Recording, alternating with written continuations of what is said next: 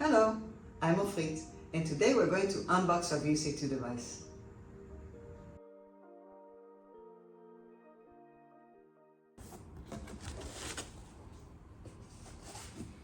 Let's go over the components that are inside the box. This is the box for the VSA2 device. Here are components for the hub. And here's the hand-foot support. You may have opted not to buy a hand-foot support at this point. In that case, you get the VSA2 device and the hub in this box.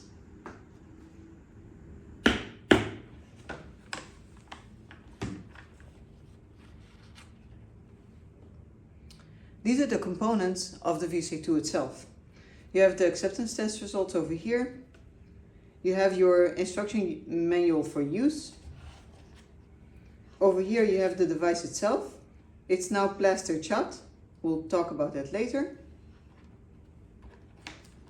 We have the patient response unit, USB-C to C cord to connect it to the hub, and the software in the USB.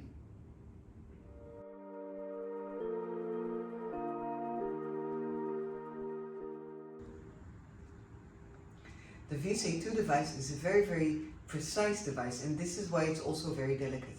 And we have a sticker over here to remind you not to press in the lever of the probe.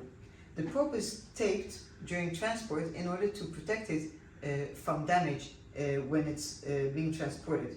When you start using it, you can remove the tape.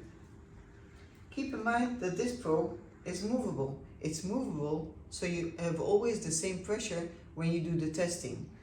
Don't push in the probe tip, just keep it like this, and when you do the testing, there's only very little pressure necessary. The receptors for vibration are really in the top part of the skin, so it only needs an indentation of a very few millimeters of skin to have good testing results. So this is the amount of pressure that needs to be put on the probe tip, that's all.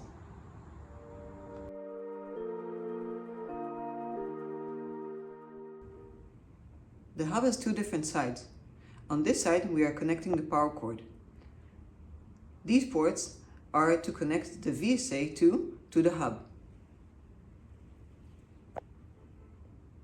On this side we are connecting the hub to the computer. You can see here a small symbol of a computer. You can connect the PRU, the patient response unit, to this port if you would like.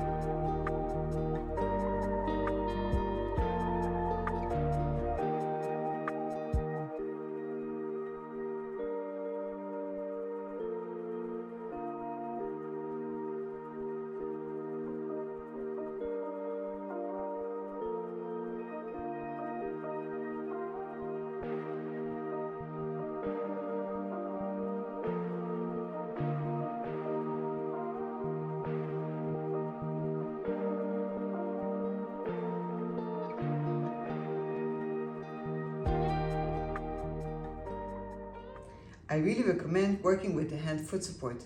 It will give you standardization of the position of the body and a good protection for the device as well.